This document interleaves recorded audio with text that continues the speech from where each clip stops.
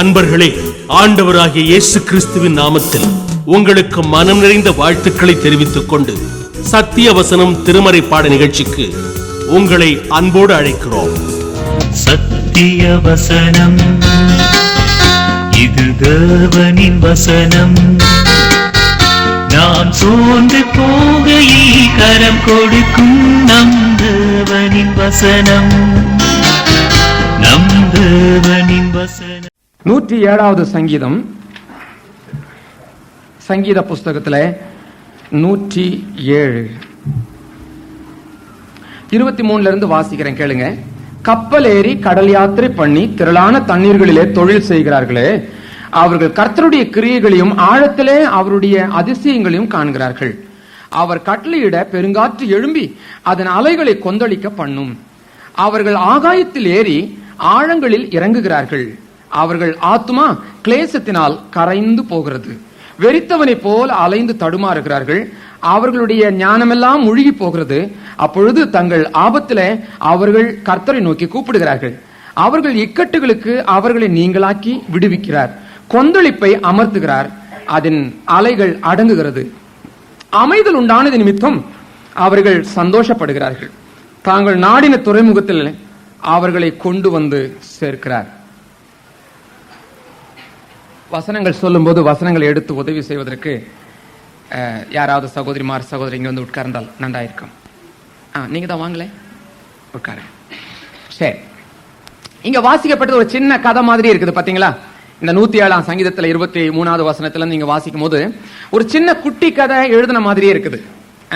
கப்பல் ஏறி போனாங்களாம். திடீர்னு நடுக்கடல்ல கொந்தளிப்பு வந்துச்சான், புயல் அடிச்சுச்சான். உடனே எல்லாரும் கஷ்டப்பட்டிருக்கிறாங்க. ஆனா கடவுள் வந்து அந்த புயலையும் கொந்தளிப்பையும் அடக்கி எந்த இடத்துக்கு போய் சேரணுமோ அந்த இடத்துல துறைமுகத்துல போய் கொண்டு போய் சேர்த்தாராம். ஒரு குட்டி கதை பாருங்க, இந்த சங்கீத புஸ்தகத்துல நம்ம பார்க்கிறோம். கப்பல் பிரயாணம் பண்ணி போகிற சமயத்துல என்னெல்லாம் தயாரா இருக்கணும்ன்றதெல்லாம் நமக்கு எல்லாருக்கும் தெரியும். சும்மா சாதாரணமா எடுத்தோன்னு புறப்படாது. 4 நாளைக்கு 5 நாளைக்கு கடந்தா இன்னொரு துறைமுகத்துக்கு போய் சேரும்னாக்கா இந்த 4 நாளைக்கு வேண்டிய ஆகாரம் இருக்குதா, தண்ணி இருக்குதா, மெஷின் எல்லாம் கரெக்டா இருக்குதா, இதெல்லாம் செக் பண்ணி பார்த்ததுக்கு பிறகுதான் பிரயாணமே ஆரம்பிக்கப்படும். அதே மாதிரிதான் இந்த கப்பல் பிரயாணப்பட்டு தான் போச்சு. எல்லாம் ரெடியா இருந்துச்சு. கப்பலை நடத்துகிற அந்த கேப்டன் இருக்காங்களே மாலுமி, இவங்களும் சாதாரண ஆளுகள் இருக்க மாட்டாங்க. ரொம்ப புதுசா வர்றவங்களே எடுக்க மாட்டாங்க. ரொம்ப நாள் அந்த கடல்ல பிரயாணம் பண்ணி அனுபவப்பட்டவங்களை மாத்திரம்தான் அதுல பிரயாணத்துக்கு அனுமதிப்பாங்க. அப்படிப்பட்ட ஒரு நல்ல ஒரு பழக்கமுள்ள மாலுமி தான் இப்ப நடத்திட்டு போறாங்க. ஆனா திடீர்னு என்னாச்சு, கொஞ்சம் தூரம் போன உடனே பயங்கரமா கடல் கொந்தளிக்க ஆரம்பிச்சிருச்சு. பெரிய காற்றுகள் வீச ஆரம்பிச்சிருச்சு. இப்பதான் என்ன செய்யறதுன்னு தெரியல. சாமானத்தெல்லாம் தூக்கி தண்ணியில போட்டு பாக்குறாங்க. ஆனா கடல் கொந்தளிக்கிறது நிக்கவே இல்லை. அப்பதான் கடவுளை நோக்கி எல்லாரும் விண்ணப்பம் பண்றாங்க. அந்த கேப்டன் செய்ய வேண்டியதெல்லாம் செஞ்சு பார்த்துட்டான். என்னுடைய புத்தியில என்னுடைய அனுபவத்துல நான் எல்லாம் செஞ்சு பார்த்தேன், என்னால ஒண்ணுமே முடியல. நான் ஒரே ஒரு காரியம் உண்டு, செய்ய வேண்டியதெல்லாம் செஞ்சுட்டேன். ஆனா இந்த கடலையும் இந்த கொந்தளிப்பையும் இந்த காற்றையும் உண்டாக்கின ஒரு தேவன் உண்டல்லவா, அவர் ஒருத்தர் தான் இதுக்கு முடிவு செய்ய முடியும். ஆகவே நாம் எல்லாம் சேர்ந்து அந்த கடவுளை நோக்கி விண்ணப்பம் பண்ணலாம்னு சொல்லி எல்லாம் கடவுளை நோக்கி விண்ணப்பம் பண்ண ஆரம்பிச்சாங்க. தேவன் அந்த சத்தத்தை கேட்டார். தன் மக்கள் வேதனைப்படுகிறத பார்த்து அவருக்கு சகிக்க முடியல. அவர் ஓடி வந்து காற்றையும் கடலையும் அடக்கி அவங்களை கொண்டு போய் பத்திரமா கொண்டு போய் சேர வேண்டிய இடத்துல கொண்டு போய் சேர்த்தாராம். நாம கூட சேர வேண்டிய ஒரு இடம் இருக்குது, போய் சேர வேண்டிய ஒரு இடம் இருக்குது. அந்த இடத்துல போய் சேரத்துக்குள்ள இந்த உலக வாழ்க்கையில எத்தனை புயல், எத்தனை கொடுங்காற்று, எத்தனை கொந்தளிப்பு சகிக்க முடியல. பாத்தீங்களா? எத்தனை பேர் சொல்றாங்க, ஐயோ என் வீட்டுல கொந்தளிப்பு தாய்க்க முடியலீங்க, என் வீட்டுல புயல் அடிக்குது, என்னால சமாதானமா இருக்க முடியல. எல்லாரும் கண்ணீரோடு கூட பேசுகிறத நான் கேள்விப்பட்டிருக்கிறேன். ஒரு வீட்லயாவது சந்தோஷம் இல்லை, ஒரு சபையிலும் சந்தோஷம் இல்லை, அல்லது ஒரு அரசாங்கத்திலும் சந்தோஷம் இல்லை, ஒரு தேசத்திலும் சந்தோஷம் இல்லை. எல்லா தேசத்திலும் குழப்பம், எல்லா தேசத்திலும் கொந்தளிப்பு, எல்லா அமைதி இல்லாம தத்தளிச்சு கொண்டிருக்குது. இதுக்கெல்லாம் காரணம் என்னங்க? ஏன் இந்த கொந்தளிப்பு? இப்ப இந்த விதமான கொந்தளிப்புகளை எப்படி அடக்க முடியும்? கடல் கொந்தளிப்பு தேவன் வந்து அடக்கினாரு. ஆனா இந்த உலகத்திலும் சபையிலும் வீட்டிலும் காணப்படுகிற இந்த கொந்தளிப்புகளை யார் அடக்க முடியும்? அதுக்கும் தேவாதி தேவன் வந்தாதாங்க முடியும், வேற வழியே கிடையாது. இந்த உலகத்துல என்னெல்லாம் புது புது பிளான் போட்டாலும் சரி, ஒரு காரியத்தை செய்ய முடியாது. கடவுளா பார்த்து இறங்கி இந்த உலகத்துக்கு சில மாற்றங்களை உண்டு பண்ணாதான் முடியும். அப்ப அதுக்கு என்ன செய்யலாம்? பார்க்கலாம். அதுக்கு என்ன செய்யலான்ற பின்னாடி உள்ள காரியத்தை நம்ம பார்க்கலாம். இப்போ இந்த கடல்ல அகப்பட்ட சில படகுகளை குறித்து இன்னைக்கு ராத்திரி நாம் தியானிப்போம். எத்தனை படகுகளை பார்க்க முடியுமோ எனக்கு தெரியல. குறிக்கப்பட்ட அந்த நேரத்துக்குள்ள சில படகுகளை குறித்து மாத்திரம் பார்த்துட்டு நம்ம ஜபத்துக்கு நம்ம போகலாம். முதலாவது படகு யோனாவினுடைய படகு. யோனாவின் புஸ்தகம் 1 அதிகாரம் 4வது வசனத்துல நீங்க பாத்தீங்கன்னா, அவன் பிரயாணம் பண்ணி போகிற அந்த கப்பலில ஒரு கொந்தளிப்பு வந்ததாக நம்ம பார்க்கிறோம். அவன் தேவனுடைய ஊழியக்காரன். கர்த்தர் சொன்னாரு, ஒரு இடத்துக்கு போய் அங்க போய் என்னுடைய வார்த்தைகளை சொல்லிட்டு சொன்னார். ஆனா சொல்ல இடத்துக்கு அவன் போகாம இவன் வேற இடத்துக்கு இவன் இவனுடைய இஷ்டமா அவன் புறப்பட்டு போனதுனால வந்த வேதனை தான் அந்த கப்பலுக்கு வந்த குழப்பம். கடல் கொந்தளிச்சிருச்சு, புயல் அடிக்குது, எல்லாரும் கண்ணீர் விட்டு கதறிட்டு இருக்கிறாங்க. கேப்டனும் என்னென்னமோ செஞ்சு பாக்குறான், சாமானத்தெல்லாம் கடலுக்கு தூக்கி பாக்குறான். ஆனா இந்த பிரதர் என்ன பண்றாரு தெரியுங்களா? கப்பலுடைய அடி தட்டுல நல்லா நித்திரை கொண்டிருக்கிறார், சுகமா படுத்து தூங்குறார். கப்பல் கொந்தளிக்கும் போது எப்படிலாம் ஆடி இருக்கும் பாருங்க. இப்படி ஆடும், இப்படி ஆடும், அப்படிலாம் கீழே ஆடுற சமயத்தெல்லாம் கால் உழுகும், கை உழுகும், உடம்பு கீழே துபியில உழுகும். வண்டியில ட்ரெயின்ல படுத்துட்டு இருக்கும்போது பிரேக் போட்டா மேல இருக்கிறவன் கீழே படுத்துருக்கான். ஏன் அது அவ்வளவு பெரிய அந்த ஆட்டத்திலேயே பிரேக் போட்ட உடனே கீழே வந்துடுறாரு. அப்ப இந்த கப்பல் இப்படி எல்லாம் ஆடி இருக்கும்போது இவன் எப்படி எல்லாம் வேதனைப்பட்டிருக்கோம். அவ்வளவு வேதனையிலையும் அது எப்படித்தான் தூக்கம் வந்துச்சோ தெரியலீங்க. தூங்குறாங்க, நல்லா தூங்குறான். இந்த பஸ்ல போகும்போது பாத்தீங்கன்னா தெரியும், தூங்குறவங்கள நல்லா வாய் ஆன்னு திறந்திருக்கும். அந்த தலையில ஒரு இடி இடிச்சாலும் சரி திருப்பியும் தூங்கி விடுவாங்க. பக்கத்துல ஒரு இடி இடிச்சாலும் சரி திருப்பியும் தூங்கி விடுவாங்க. அது எப்படிதான் இருந்தாலும் அந்த தூக்கத்தை நிறுத்தவே அவங்களால முடியல. அப்படிதாங்க இவனும். அதாவது நிர்விசாரமான தூக்கம். இடிச்சா தனக்கே வேதனை வந்தா கூட அவனுக்கு கவலை இல்லை, மத்தவங்க வேதனைப்பட்டாலும் கவலை இல்லை. நிர்விசாரமான தூக்கம்.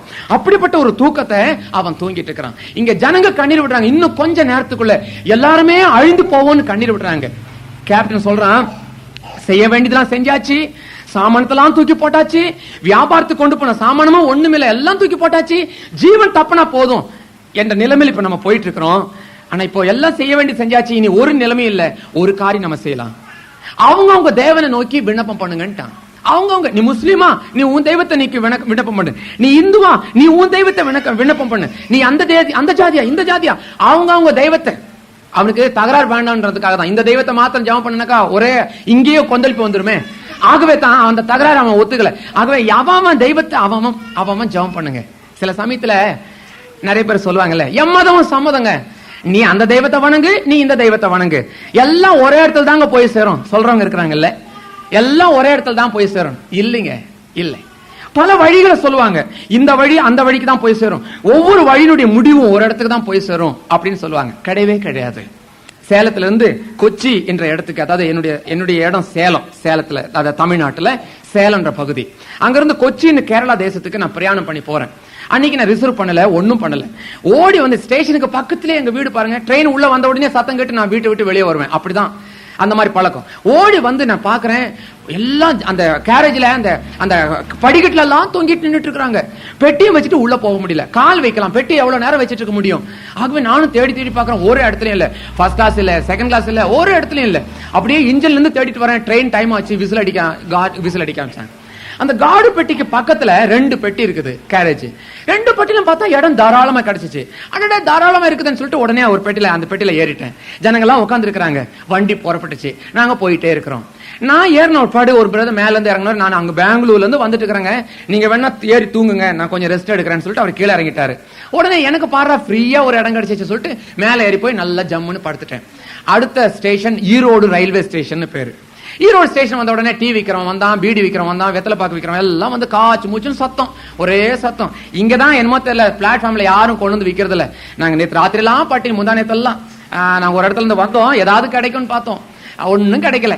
ஆனா அங்கெல்லாம் அப்படி இல்ல. ஒவ்வொரு ஸ்டேஷன்லயும் ஒவ்வொரு பலகாரம் விற்பாங்க, சாப்பாடு விற்பாங்க. டிஃபன் வேணும்னா டிஃபன், சாப்பாடு வேணும்னா சாப்பாடு, பிரியாணி வேணும்னா பிரியாணி, எல்லாம் கிடைக்கும் அங்க. ஆனா அங்க அந்த பிளாட்ஃபார்ம்ல அப்படி எல்லாம் சத்தம் போட்டு வித்துக்கிட்டு இருக்கிறாங்க. அந்த சமயத்துல கொஞ்ச நேரம் ஆச்சு, 10 நிமிஷம் ஆச்சு. இப்போ பெல் அடிச்சு ட்ரெயின் புறப்பட போகுது. கார்டு விசில் அடிச்சிட்டாரு. என்ஜின் சத்தம், டீசல் இன்ஜின் சத்தம் கேக்குது. சத்தம் கேட்டோன்னு நான் மேல படுத்துட்டே இருக்கிறேன். இன்னும் கொஞ்ச நேரத்துல வண்டி கபக்குன்னு இழுக்கும் பார்த்துட்டே இருக்கிறேன். பார்த்தா இன்ஜின் சத்தம் நின்னு போச்சு, கார்டு விசில் அடிக்கிறது நின்னு போச்சு. இப்போ ஒரு சத்தமும் இல்ல. என்னடா இது, வண்டி அசைன்னு பாக்குறேன், வண்டி அசையல. கீழே ஜனங்களா உட்காந்துட்டு தான் இருக்கிறாங்க. பரவாயில்லையே, இவங்க எல்லாம் உட்காந்துட்டு இருக்கிறாங்கன்னு சொல்லி திருப்பியும் படுத்துக்கிட்டேன். கொஞ்ச நேரம் பொறுத்து பார்த்தா அந்த பீடி விக்கிறவன் போயிட்டான், சோடா விக்கிறவன் போயிட்டான், எல்லாம் போயிட்டாங்க. ஜனங்களே இல்ல. இப்ப பிளாட்ஃபார்ம் ரொம்ப காலியா இருக்குது, ரொம்ப அமைதியா பிளாட்ஃபார்ம் இருக்குது. இப்பதான் எனக்கு ஒரு டவுட் வந்துச்சு, என்னடா இது, என்ன இப்படிலாம் போயிட்டாங்களே, என்ன பிளாட்ஃபார்ம் அமைதியா இருக்குது, என்ன விஷயம், இவ்வளவு நேரம் ஆகாது இந்த ஸ்டேஷன்ல. உடனே மேல இருந்து கீழே இறங்கினேன்.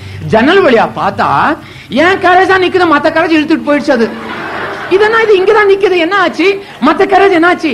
உடனே ஜனங்களை பாத்துக்க, என்னங்க நம்ம கேரேஜ் விட்டுட்டு மத்ததெல்லாம் இழுத்துட்டு போயிட்டான் அவன், என்ன இது? அப்பதான் அவன் சொன்னாங்க, ஐயா இந்த கேரேஜ் மாத்திரம் திருச்சிக்கு போக வேண்டிய கேரேஜ், இங்க டிட்டாச் பண்ணி திருச்சிக்கு போற ட்ரெயின்ல அட்டாச் பண்ணுவாங்க. திருகோணமலைக்கு போறதும் பத்திகுலாக்கு போறதையும் ஒரு இடத்துல வந்து டிட்டாச் பண்ணுவாங்க, தெரியுமா? எனக்கு தெரியாது. தெரியாம நாங்க ஒரு கேரள யாரா இருந்தோம் 4-5 வருஷத்துக்கு முன்னாடி. நல்ல வேளை அங்க பிரிச்சு விட்டுருவானே, அதே மாதிரிதாங்க இங்கேயும் பிரிச்சு விட்டாங்க. எங்க கேரேஜ் மாத்திரம் நிக்குது. அப்புறம் தான் நான் தெரிஞ்சிட்டேன், ஐயோ கொச்சிக்கு போகுதுன்னு நினைச்சுதானே ஏறினேன், கடைசியில ஈரோட்லயே நிக்க வேண்டியதா போச்சே. இப்படிதான் நினைப்பாங்க. எல்லா வழியும் ஒண்ணுன்னு சொல்றீங்க பாருங்க, என் நாட்டம் ஈரோட்லயே உட்காந்துட்டு இருப்பீங்க நீங்க. அடுத்த நாள் காத்தால ஏரோப்ளைனை புடிச்சு எப்படியோ போய் சேர்ந்துட்டாங்க. அந்த மாதிரி உங்களுடைய அவதி உங்களுக்கு வேண்டாம். எல்லா வழியும் ஒரு வழி இல்ல. ஏசாமி சொன்னார், ஐ ஆம் த ஒன்லி வே, நான் ஒருவனே வழி, நானே ஜீவன், நானே வாசல். எந்த வாசல் வழியா பிரவேசிக்கிறோம் மாத்திரம் தான் நித்திய ஜீவன் பெற்றுக்கொள்வான் என்று சொல்லப்பட்டிருக்குது. எத்தனையோ வழிகள் இருக்கலாம், அதை நீங்க நம்பாதீங்க. ஒரே ஒரு வழி, அது இயேசு கிறிஸ்துனுடைய வழி. உங்களுக்காகவும் எனக்காகவும் இந்த உலகத்துல ஜீவனை தந்த அந்த தெய்வ குமாரன் ரத்தம் சிந்தி இந்த உலகத்தை நம்ம மீட்டு கொண்டிருக்கிறார். நீ அதை நம்புவாயனா நித்திய ஜீவன், நீ அதை ஏற்றுக்கொள்வாயனா உனக்கு சந்தோஷம். நீ எந்த ஜாதியா இருந்தாலும் சரி. இந்த கூட்டம் ஜாதியை மாத்திரத்துக்கோ மதத்தை மாத்திரத்துக்கோ நினைக்காதீங்க. கிறிஸ்துவை நாங்க அனுபவிச்ச சந்தோஷத்தை உங்களுக்கு அனுபவிக்கிறோம், அவ்வளவே தான். கேட்டா கேளுங்க, விட்டா விடுங்க, உங்களை யாரும் கட்டாயப்படுத்துறது இல்லை. ஆனா நித்திய ஜீவன் உங்களுக்கு வேணும்னாக்கா, நித்திய சமாதானம் உங்களுக்கு வேணும்னா இயேசு கிறிஸ்துவை உங்களுடைய குல தெய்வமா சொந்த ரட்சகரா ஏற்றுக்கொள்ளுங்க. பல வழிகள் உண்டு, நம்பாதீங்க. எல்லாமே போய் சேராது, என்னாட்டமே ஈரோட்ல விட்டுட்டு போயிடும். ஆனா ஒரே ஒரு வழி உண்டு, இயேசு கிறிஸ்துனுடைய வழி. அந்த வழி உங்களை நித்திய ஜீவனுக்கு கொண்டு போகும். ஆகவே எத்தனையோ பேர் தேவத்தை ஜெபம் பண்ணாலும் அந்த கொந்தளிப்பு அடங்கவே இல்லை. கடைசியில கேப்டன் அப்படியே சுத்திட்டு வந்து கீழே பார்த்தா இந்த பிரதர் தூங்கிட்டு இருக்கிறாரு. ஏன்பா எல்லாரும் ஜெபம் பண்ணிட்டு இருக்காங்க, உனக்கு இதை பத்தி கவலை இல்லையா? இப்பதான் உனக்கு சந்தேகம் வருது, நீ யாரு, எந்த ஊரு, என்னெல்லாம் கேக்குறாங்க. விவரத்தை பார்த்த உடனே இவனும் நிலைமையை புரிஞ்சிட்டான். நல்ல ஒரு உண்மையான ஊழியக்காரன் பாருங்க, தவறு செய்தா கூட ஒத்துக்கிறான். உடனே ஒத்துக்கொண்டு தன்னுடைய தவறை ஒத்துக்கொண்டு, நான் தான் இதுக்கு காரணம் சொல்லி உடனே என்ன கடலை தூக்கி போட்டுருங்க, இந்த கொந்தளிப்பெல்லாம் நின்று போயிடும், இந்த தப்பிதத்துக்கு நான் பொறுப்பெடுத்துக் கொள்றேன், தண்டனையை நான் அனுபவிக்கிறேன்னு சொல்லி பொறுப்பெடுத்துக் கொண்டான். உடனே என்ன ஆச்சு, கொந்தளிப்புகள் நின்னு போச்சு. எத்தனை பேர் இந்த உலகத்துல ஜெபம் பண்ணாலும் சரி, கர்த்தர் பிள்ளைங்க ஜெபிச்சா மாத்திரம் தாங்க மாற்றம் ஏற்படும். எப்படிப்பட்ட கூட்டங்கள் நடத்தினாலும் சரி, நீ ரட்சிப்பின் அனுபவத்தை பெற்றுக்கிறனாக்கா இந்த ஊருக்கு ஒரு மாற்றம் வேணும், உன் சபைக்கு ஒரு உயிர்மீட்சி வேணும், உன்னுடைய இந்த ஊருக்கு மத்தியில கிறிஸ்துவனுடைய நாமம் மகிமைப்படணும்னாக்கா கிறிஸ்தவங்களுக்கு தேவனோடு கூட ஜெபிக்கணும். கிறிஸ்துவை ஏற்றுக்கொண்டவங்க அந்த ஜெபம் இல்லாத வரைக்கும் எந்த மாற்றம் நடக்க போறதில்லை. இன்னைக்கு எப்ப பார்த்தாலும் தர்திர ஜபம் இருக்குது பாத்தீங்களா? உங்களுக்கு தெரியுமா தர்திர ஜபம், பிச்சைக்கார ஜபம்? என்ன ஆசதி, என் பொண்டாட்டி ஆசதி, என் பிள்ளைங்களை ஆசதி, இதே சொல்லிட்டு இருக்காங்க. அதுக்குதான் பேரு தர்திர ஜபம்னு பேரு. மத்தவனை பத்தி அக்கறையே கிடையாது. அவன் எப்படி போனா நமக்கு என்ன? இதே திருகோணமலை எவன் நாசமா போனா நமக்கு என்ன? எவ்வளவு பாவத்தை ஜீவிதம். என் புள்ள நல்லா இருக்கணும், என் புருஷன் குடிக்காம இருக்கணும், மத்தவனை பத்தி அக்கறை இல்லை. அப்படிப்பட்ட நிலைமை நமக்கு கூடாது. உண்மையான விசுவாசியா இருந்தனா உன்னுடைய ஜபத்தின் நேரம் அதிகமா இருக்கணும். மத்தவங்களுக்காக ஜெபிக்கிற உன் ஜெப நேரம் குறைஞ்சிச்சுன்னா என்ன அர்த்தம் தெரியுமா? நீ உனக்காக தான் ஜெபம் பண்ணிருக்கிற, மத்தவங்களுக்கு ஜெபம் பண்ணலன்னு அர்த்தம். ஜெப நேரம் அதிகமாச்சுன்னா நீ மத்தவங்களுக்காக ஜெபிச்சிருக்கிறன்னு அர்த்தம். நீ ஜெபிக்கிற வரைக்கும் இந்த திருகோணமலையில ஒரு மாற்றம் ஏற்படாதியா. ஆகவே ஜெபிக்கிறவங்க கூடி ஜெபிங்க, கர்த்தர் பெரிய காரியங்களை செய்யட்டும். சரி, இனி அடுத்த படகுக்கு நம்ம போகலாம். யோவான் எழுதின சுவிசேஷம் 6ஆம் அதிகாரம் 21 இருந்து 23 வரை வாசிங்க.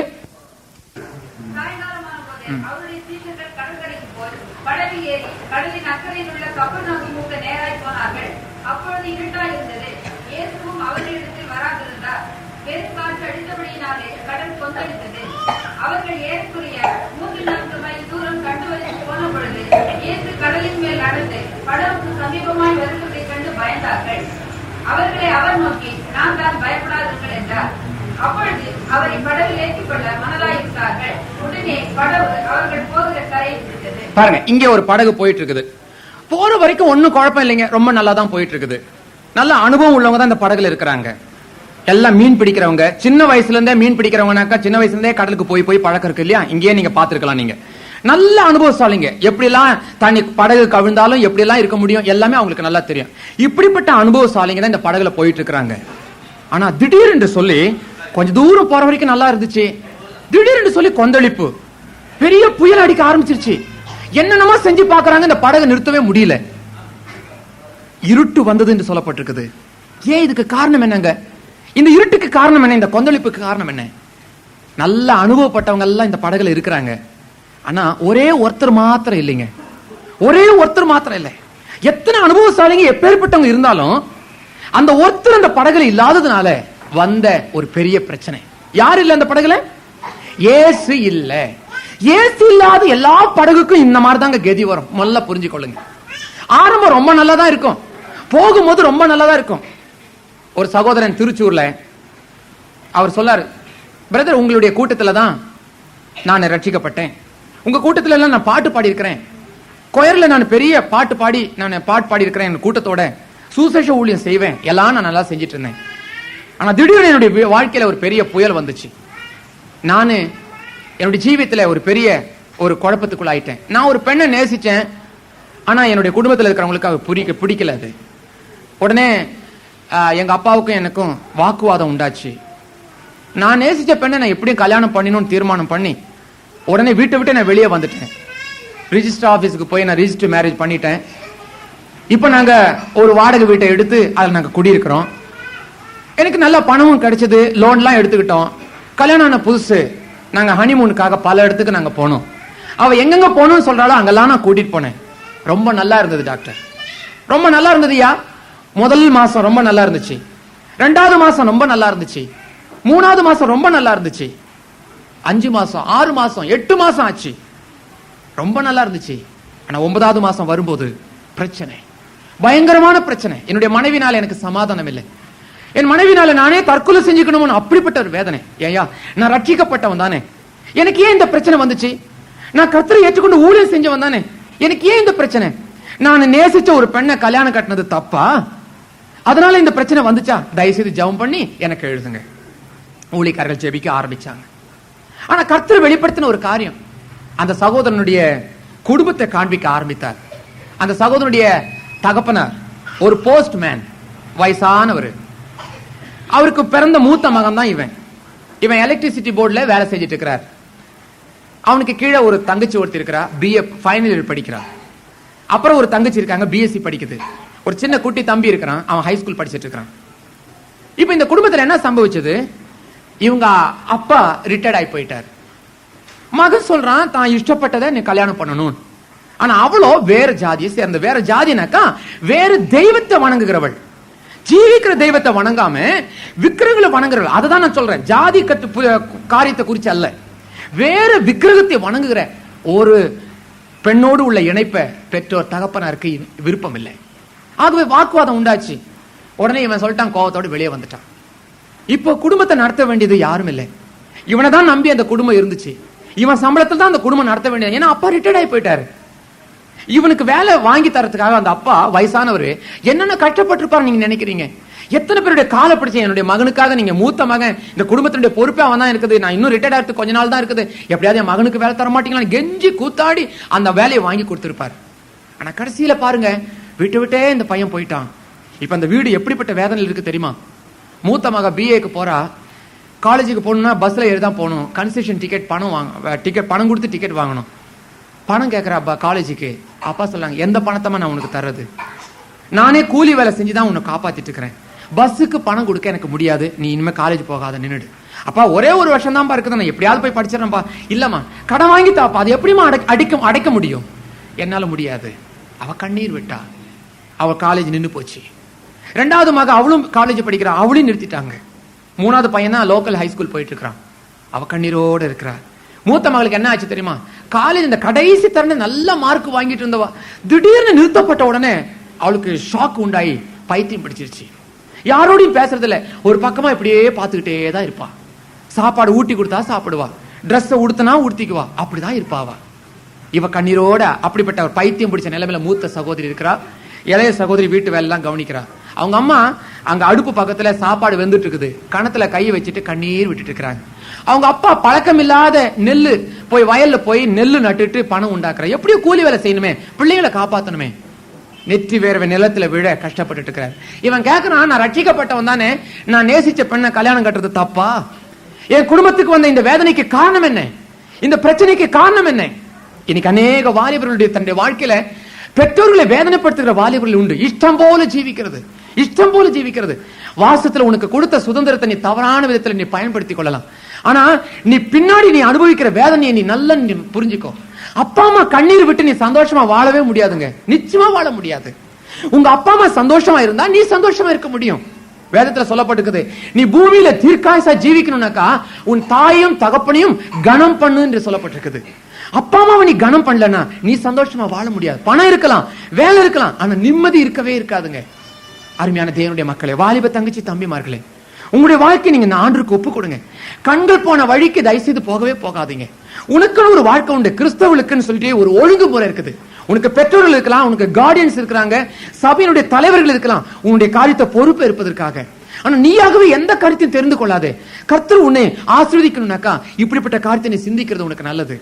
ரட்சிக்கப்பட்டவங்க கூட இந்த விதமான வலைகளுக்குள்ள விழுகிறதுனால என்ன ஆகுது தெரியுங்களா? தேவனோடு உள்ள அந்த உறவு நின்னு போயிடும். கில்ட்டி கான்ஷியஸோட தான் நீ ஒவ்வொரு நாள் காலையிலும் ஜெபம் பண்ணுவ, மெக்கானிக்கலா ஜெபம் பண்ணுவ. ஆனா ஒரு குற்ற உணர்வு உன்னுடைய உள்ளத்துல இருந்துட்டே இருக்கும். ஏன்னாக்கா கர்த்தரை நீ கேட்காம நீயாகவே இணைத்துக் கொண்ட இணைப்பது. பெற்றோர்களுக்கு தெரியாம உனக்கு ஒரு ரகசிய தொடர்பு ஏற்பட்டிருக்குது. ஆகவே கர்த்தரோடு என்ன மூஞ்சில எந்த முகத்துல நீ போய் முழிக்க முடியும்? ஆகவே உனக்கு அந்த குற்ற உணர்வு உனக்கு கூட இருக்கிறதுனால ரட்சிக்கப்பட்ட நீ இப்படிப்பட்ட ஒரு வலைக்கு விழுந்தாலும், நீ ரட்சிக்கப்பட்டிருந்தாலும் நீ கர்த்தரோடு உள்ள உறவு உனக்கு நல்லாவே இருக்காது. ஆகவே முதல்ல நல்லா இருக்குங்க, 1 மாசம் 2 மாசம் நீ நினைச்ச மாதிரியே நீ மேரேஜ் பண்ணலாம், ரொம்ப நல்லா இருக்கும், எல்லாருமே ஒத்துக்கிட்ட மாதிரி தான் இருக்கும். ஆனால் அதுக்கு பின்னாடி ஒரு நாள் இருக்குது.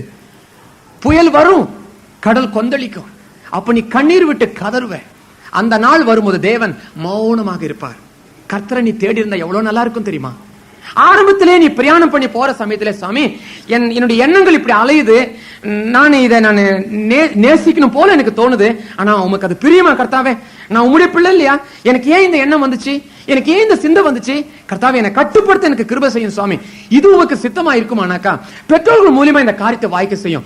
சாட்சி கட்ட நிலைமையில அங்கேயும் இங்கேயும் நாங்க சுத்தி தெளிஞ்சு, கர்த்தாவே ரட்சிக்கப்பட்ட இவன் பத்தியா, அவளோட போறா, அவனோட போறான் பத்தியா என்னெல்லாம் மத்தவங்க உம்மை தூஷிக்காதபடி என்ன நான் கட்டுப்படுத்த எனக்கு கிருபை செய்யும்.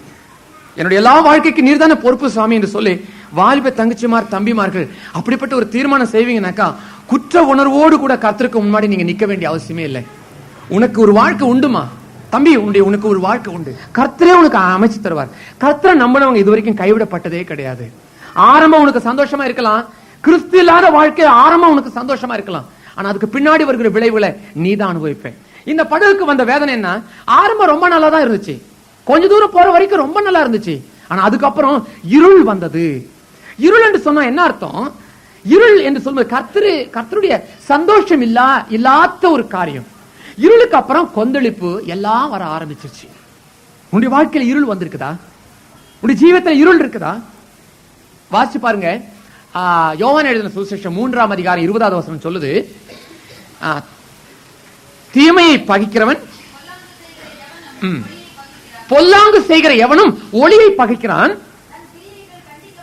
தன்னுடைய கிரியைகள் கண்டிக்கப்படாதபடிக்கு ஒளியினிடத்திலே வராதிருக்கிறான். அவன் வெளிச்சத்துக்கு வரத்துக்கு பிரியம் இல்ல. ஏன்? தன்னுடைய கிரியை வெளியே தஞ்சிருமே. முன்ன மாதிரி போல்டா பேச மாட்டான், ஜெபிக்க மாட்டான், கூட்டத்துக்கு வர மாட்டான், ஜெப கூட்டத்துக்கு வர மாட்டான். ஏன்? Something wrong. என்னமோ ஒரு தம்பிக்கு என்னமோ ஒரு விஷயம் வந்துருச்சு, குடும்பத்துல என்னமோ ஒரு காரியம் வந்துருச்சு, அதனாலதான் இப்ப ஃபெலோஷிப்புக்கு வர்றது இல்ல. நல்லா நீங்க தெரிஞ்சுக்கலாம். முன்ன நல்ல ஊழியத்துக்கு வருவாங்க, முன்னெல்லாம் நல்லா பிரசங்கம் பண்ணுவாங்க, நல்லா பேசுவாங்க, நல்லா பாடுவாங்க. ஆனா இப்ப ஏன் அந்த உற்சாகம் இல்லைனாக்கா உன்னுடைய வாழ்க்கையில என்னமோ ஒரு காரியம் இருக்குது. தீமை செய்யறவன் வெளிச்சத்துக்கு வர்றதுக்கு பயப்படுவாங்க, அவன் வெளிச்சத்துக்கு வரவே மாட்டான். ஒரு இடத்துல ஜெபம் பண்றதுக்கு கூட்டம் முடிஞ்சிச்சு. நான் தங்கன வீட்டுல இருக்கிறவங்க ஜெபிக்கிறதுக்கு அன்னைக்கு ராத்திரி வந்தாங்க. ஏன்னா விடிகாலம் போயிடுவேன் இல்லையா, அதனால ராத்திரியா ஜெபிச்சலாம்னு சொல்லி முதல்ல என்ன பண்ணாங்க, அந்த வீட்டினுடைய தலைவர் வந்தார், ஜெபம் பண்ணார். ஜெபம் பண்ணும்போது தேவனுடைய ஆவியானவர் வெளிப்படுத்தின சில காரியங்களை கேட்டு கண்ணீர் விட்டு அழுது கொண்டே போனார். அப்புறம் அவங்க அம்மா அதனுடைய மனைவி கேட்டாங்க, என்னங்க நான் கல்யாணம் கட்டி இத்தனை வருஷம் நான் தான் அழுதுக்கணும் தவிர நீங்க அழுது நான் பார்த்ததே கிடையாது, இது எப்படிங்க, இது என்ன விஷயம்? அப்பதான் அவர் சொன்னாரு, என்னுடைய வாழ்க்கையின் அநேக ரகசியங்கள் தேவ ஆவியானவர் வெளிப்படுத்தினார். அடுத்தது அந்த சகோதரி வந்தா, ஜெபம் பண்ணாங்க, அவங்க போயிட்டாங்க. அடுத்தது மகள் வந்தா, ஜெபம் பண்ணி போயிட்டாங்க. அடுத்தது இன்னொரு மகள் இருக்கிறா, அவளும் ஜெபம் பண்ணி போயாச்சு. 3வது ஒரு பையன் இருக்கிறான், அவன் இப்பதான் காலேஜுக்கு போயிருக்கிறான். அவனை போய் சமயம் எல்லாம் ஜெபம் பண்ணியாச்சு, நீ போய் ஜெபம் பண்ணுப்பா. நான் போக மாட்டேன். நீ போப்பா, நீ என்ன எல்லாம் ஜெபம் பண்ணி நீ மாத்திரம் என்ன? இல்ல நான் விடிகாலம் ஜெபிச்சுக்குவேன். இல்ல தம்பி, குடும்பமா நம்ம ஜெபம் பண்ணிருக்கிறோம், நீ போய் ஜெபம் பண்ணிட்டு வா. அவருக்கு அது இஷ்டம் இல்ல. அப்பாவுக்கு ரொம்ப கோவம் வந்துருச்சு. என்னடா நீ இப்படி பிடிவாதம் பண்ற? அவர் காத்துட்டு இருக்காரு, போய் ஜெபம் பண்ணிட்டு வா. அப்ப அவன் ஒரு கண்டிஷன் சொன்னான். சரி நான் போறேன், ஆனா நீங்க யாரும் பக்கத்துல இருக்க கூடாது, பக்கத்துல யாரும் நிக்க கூடாது அப்படின்னு சொன்னான். சரிடா நீ போய் ஜெபம் பண்ணிட்டு வாடா அப்படின்னு சொன்னேன். நேரம் அவன் உள்ள வந்தான். உள்ள வந்தா என்ன பண்ணான்? கதவை தாப்பால் போட்டான், ஜன்னலை தாப்பால் போட்டான், இந்த ஜன்னல் தாப்பால் போட்டான். தாப்பால் போட்டு ஓடி வந்து கீழே பண்ணிச்சு. டாக்டர் டாக்டர் நீங்க ஒண்ணு பேசாதீங்க, ஜெபம் பண்ணி மாத்திரம் அனுப்பிச்சீங்கன்னா போதும், நீங்க ஒண்ணு என்கிட்ட சொல்லாதீங்க, ஒண்ணு சொல்லாதீங்க அப்படின்னு. அவன் ஓன்னு ஆள ஆரம்பிச்சான். என்ன மன்னிச்சிருக்க டாக்டர், என்ன மன்னிச்சிருக்க. ஏன் அப்படி அழுதான் தெரியுங்களா? உடனே அவனை தூக்கி, என்னம்மா ஏன்பா அழுகிறேன், என்ன விஷயம்? நானு அந்த ஊருக்கு வந்த உடனே நான் எழுத வேண்டிய கடிதங்களுக்கெல்லாம் எழுதி, அட்ரஸ் எல்லாம் எழுதி, நான் என்ன பண்ணேன், கத்த லெட்டர் 40-45 லெட்டருங்க, ஃபாரினுக்கு போக வேண்டிய லெட்டருங்க, இதெல்லாம் தனித்தனியா பிரிச்சு வச்சு அவன் கையில 75 ரூபாய் கொடுத்து, இதப்பா இதெல்லாம் ஃபாரின் போன்றது, இது சிங்கப்பூர், இது அரேபியா, துபாய், மஸ்கட் போறது, இதுக்கெல்லாம் வந்து 120 1 ரூபாய் 20 பைசா, 1 ரூபாய் 80 பைசா, 90 பைசா, இப்படி எல்லாம் இதுல ஓட்டணும், இதெல்லாம் ஃபாரின் தனியா வச்சுக்கோ. இது வந்து லோக்கல் கடிதம், 25% போதும்பா, இது 25% இதுல ஒட்டி நீ போஸ்ட் பண்ணு. இது வந்து ஃபாரினுக்கு போறது, இதுக்கு வந்து ஸ்பெஷல் பணம், அந்த அது மேலேயே குறிச்சிருக்கிறேன், ஒவ்வொன்றுக்கும் 2 ரூபாய் 50 பைசா, 1 ரூபாய் 50 பைசா, இதெல்லாம் ஒட்டி நீ போட்டுக்கோ, 75 ரூபாய் கொடுத்துருக்கிறேன், போய் ஸ்டாம்ப் வாங்கி ஒட்டுன்னு. இவன் என்ன பண்ணான் தெரியுங்களா? இந்த லோக்கலுக்கு போக வேண்டிய 25% ஒட்டி அனுப்பிச்சிட்டான். இந்த ஃபாரினுக்கு போறது இருக்குது பாருங்க, அதை மாத்திரம் கம்முன்னு ஸ்டாம்ப் ஒட்டாம பாக்ஸ்ல போட்டான். ஏன்னா கடல் கடந்து போவத டாக்டர்கிட்ட யார் வந்து சொல்ல போறா அப்படின்றது நம்பிக்கை, அவனுடைய நம்பிக்கை. இந்த பணத்தை என்ன பண்ண, அந்த ஃபாரின் மணி ஒட்ட வைக்க வேண்டிய ஸ்டாம்புக்குரிய பணம் கொடுத்தனே, அந்த பணத்தை எல்லாம் எடுத்துட்டு நேரா சினேதமாட்ட போய் அங்க பக்கத்துல இருக்கிற சினிமா தியேட்டர்ல போய் மேட்னி ஷோ நல்லா பார்த்தோம். மத்தியானம் சாப்பாடு நல்ல ஹோட்டல்ல போய் நல்லா மூக்கு பிடிக்க தின்னாங்க. அப்போ செலவு பண்ணி மீதியா போச்சு. அது செலவு பண்ணவே முடியல. முன்ன பின்ன செலவு பண்ணியிருந்தா தானே தெரியும். ஆகவே பணத்தை செலவு பண்ண முடியல. உடனே அவன் வீட்டுக்கு எடுத்துட்டு போனா என் பாக்கெட் எல்லாரும் பரிசோதனை பண்ணுவாங்க. எங்க அக்காக்கு அது ஒரு கெட்ட குணம் இருக்குது. ஆகவே நீ என்ன பண்ற, நீ இந்த பணத்தை வச்சுக்கோ, நாளைக்கு நம்ம இன்னொரு மேட்னி சினிமாக்கு போகலாம்னு சொல்லிட்டு வேற ஒருத்தன் கையில கொடுத்துட்டு வீட்டுக்கு வந்தான். அடுத்த நாள் மார்னிங் ஷோ பார்த்தான், மேட்னி ஷோ பார்த்தான், அப்புறம் ஹோட்டல்ல போய் தின்னா, எல்லாம் பணம் செலவாய் போச்சு. இப்ப ஞாயிற்றுக்கிழமை ஒழுங்கு பிள்ளை மாதிரி கூட்டத்துக்கு வந்தான், பேசினா, எல்லாம் முடிஞ்சிச்சு. இதுதான் நடந்த விஷயம். இதை எங்க ஆவியானவர் வெளிப்படுத்திடுவாரோன்னு ஒரு பயம், ஜெபம் பண்ணத்துக்கு வர மாட்டேன்ட்டாங்க. அத்தனை பேர் சொல்லிட்டும் வரவே இல்லை. இதை யாராவது அப்பா அம்மா முன்னாடி சொல்லிட்டாக்கா என் மானம் போயிடுமே. எப்பேற்பட்ட ஒரு பெரிய பணக்கார வீட்டு பிள்ளை ஸ்டாம்ப் கொடுத்த பணத்தை இப்படி ஹோட்டலுக்கு போயிட்டான்னு சொன்னாக்கா எவ்வளவு அசிங்கமான காரியம். தீமை செய்கிறவன் ஒளிநிடத்துல வருவதற்கு அவனுக்கு இஷ்டமே இருக்காதுங்க. ஆவிக்குரிய காரியத்தில் ஈடுபடுறதுக்கு இஷ்டம் இருக்காது. வீட்டுல ஜெபம் பண்றோம், எல்லாரும் ஜெபம் பண்ண முன்பு வந்து நிக்கிறாங்க. ஏன் பிரதர் அவர் மாத்திரம் அங்க போய் நிக்கிறாரு, என்ன விஷயம்? இல்ல நீங்க அங்கிருந்தே ஜெபம் பண்ணுங்க பரவாயில்ல. அல்லது பிரதர் கிட்ட வாங்க. இல்ல பிரதர் நீங்க அங்கிருந்து ஜெபம் பண்ணுங்க, அங்கிருந்து ஜெபம் பண்ணுங்க, கிட்ட வராதீங்க. ஏன் அப்படின்னாக்கா அப்பதான் தெரியுது உள்ள போயிருக்கிற அந்த உள்ள குடிச்சிருக்கிறாரு அந்த வாசனை என் மூக்குக்கு வரக்கூடாதான். அது எந்த அளவுக்கு தூரம் இருந்தா நாத்தம் வராதோ அந்த அளவுக்கு தூரம் தள்ளி நின்றுட்டு இருக்கிறார். தீமை செய்கிறவன் ஒளியை பகைக்கிறான். ஜெபத்துக்கு வரமாட்டாங்க, தேவனுடைய மக்களோடு கூட உறவாட மாட்டாங்க, அவங்க பிரித்து வைக்கப்பட்டவே இருப்பாங்க. இந்த இடத்திலும் அதே மாதிரி தான். இருள் வந்தது, உன்னுடைய வாழ்க்கையில இருள் வந்திருக்குது. காரணம் என்ன? உன்னுடைய தவறு என்னமோ உன்னுடைய வாழ்க்கையில செய்திருக்கிற, அதனால தான் இருள் வந்து விட்டது. இப்ப என்ன சம்பவிக்குது பாருங்க, இருள் வந்ததுக்கு அப்புறம் கொந்தளிக்க ஆரம்பிச்சிருச்சு. கடல் கொந்தளிக்கிறது மாத்திரமல்ல, புயல் அடிக்க ஆரம்பிச்சிருச்சு, காத்து வீசுது, கடல் கொந்தளிக்குது. இன்னும் கொஞ்ச நேரத்துல படகு தண்ணிக்குள்ள முங்க போகுது. இந்த நேரத்துல இவர்கள் படுகிற வேதனையை பார்த்து இயேசு கிறிஸ்து கடல் மீது நடந்து வந்தார். கடல் மீது நடந்து வர்றாரு. அவரை பார்த்த உடனே இவங்க நினைச்சிட்டாங்க என்னவோ ஒரு பெரிய ஆவேசம் போல் இருக்குது. இது என்னங்க, இது கடல் மீது நடந்து வருது, இது என்னவா இருக்கும்? அவரை ஏத்துக்கொள்றதுக்கு அவங்க விருப்பப்படவே இல்லை. பயந்தார்கள் வேத புஸ்தகம் சொல்லுது. ஏன் பயம்? எதுக்காக பயம்? மனோதத்துவ புஸ்தகத்துல பயத்தினுடைய காரணம் என்ன? இன்னைக்கு நிறைய பேர் சொல்றாங்களே, ராத்திரி ஆனா பயம், பகலானா பயம், என்னால் பேச முடியல, பார்க்க முடியல, என்ன அறியாம ஒரு பயம் வந்துட்டே இருக்குதுன்னு சொல்றாங்களே. அதுக்கு காரணம் என்ன? மனோதத்துவ ரீதியில சொல்ல போனோம்னா, சந்தேகம் இருக்கிறவனுக்கெல்லாம் பயம் வரும். சந்தேகம் இருக்கிறவனுக்கெல்லாம் ராத்திரில படுத்து பெட்ஷீட் எல்லாம் போட்டு தலையெல்லாம் மூடிக்குவாங்க நிறைய பேர். கொஞ்சம் சின்ன கேப் கூட தெரியவே கூடாதுங்க அந்த பெட்ஷீட்டுக்குள்ள. அந்த சின்ன பிள்ளைங்க எல்லாம் எடுத்து போட்டுக்குவாங்க. எப்படியாவது ராத்திரில இப்படி கொஞ்சம் அந்த கேப்ல தெரிஞ்சாக்கா அது என்ன, அது ஜன்னல் பக்கம் என்னமோ ஆடுது, அது என்னங்க, அது வாழை இலை ஆடுதுங்க, அல்லது அந்த மரத்தினுடைய கிளை ஆடுது. இவருக்கு ஏன் அந்த பயம்? என்னோட கூட வந்த அந்த ஊழியக்காரர் பயப்பட்டு என் பேண்ட பார்த்தே பயப்பட்டாரு. அதே மாதிரிதான் சந்தேகம் இருந்தா பயம் வரும். இவங்க இயேசு கிறிஸ்து இவளை ரட்சிப்பதற்காக, இவளை காப்பாற்றுறதுக்காக வர்றாரு. ஆனா இவங்க பயப்பட்டாருங்க. இன்னைக்கு கிறிஸ்துவனுடைய வாழ்க்கையில பாருங்க, இந்த சந்தேகம் இருக்கிறதுனால தான் சரியான தேவனை அவங்க நம்புறதுக்கு அவங்களுக்கு முடியல. உன் வாழ்க்கையில நீ சந்தேகம் இருக்கிறதுனால தான் உனக்கு வியாதி சுகமாகறதுக்காக அவன் சொன்னான் இவன் சொன்னான்னு சொல்லிட்டு அங்க போய் மந்திரிச்சு கட்டுற, இங்க போய் மந்திரிச்சு கட்டுற, என்னென்னமோலாம் மந்திரிச்சு எல்லாம் வீட்டுல வாங்கி வச்சுக்கிறேன், தகரத்தை வாங்கி வச்சுக்கிறேன், ஜோசியம் பாக்குறேன், கைரேகை பாக்குறேன். ஏன் சந்தேகம்? நம்ம எவ்வளவு நாள் இருக்க போறோமோ இல்லையோ, இந்த வியாதி சுகமாகுமோ ஆகாதோ, கிறிஸ்துவ தானே, என்னத்துக்காக நம்ம அங்கெங்கெல்லாம் போகணும்? இதே திருகோணமலையில உங்களுக்கும் சில கெட்ட பழக்கங்கள் என்ன தெரியுங்களா? தவறான மற்ற தெய்வத்துக்கு வணங்கின அநேக மந்திரிச்ச காரியங்களில் நீங்க ஈடுபடுறீங்க. இதுதான் ஆவியானவர் காண்பிக்கிற ஒரு முக்கியமான காரியம். மந்திரிச்ச காரியம் உடைய வீட்டுல இருக்குதா? மந்திரம் தந்திரங்களில் நீ ஈடுபடுறியா? பில்லு சூனிய கட்டுகளில் நீ ஈடுபடுறியா? கேட்டாக்க என்ன பண்றதுங்க? ஜெபம் பண்ண, கர்த்தர் எனக்கு சுகம் கொடுக்கலையே, அங்க அற்புதம் நடந்துச்சே, இங்க அற்புதம் நடந்துச்சுன்னு சொல்லுவாங்க. எங்க இல்ல நினைச்சிட்டு இருக்கிறீங்க? எல்லா இடத்துலயும் அற்புதம் நடக்குதுங்க. அற்புதத்தை நடக்கிறதுனால நம்பி ஏமாந்து போயிடாது.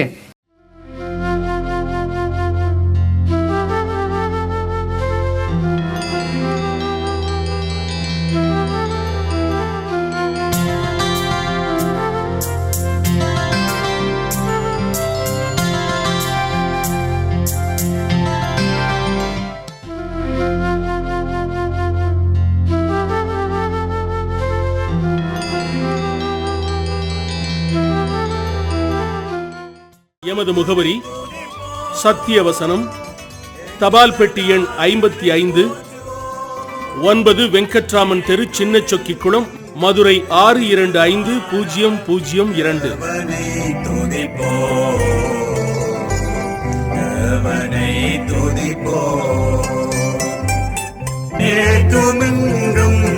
என்றும் மாறா தேவனை துதி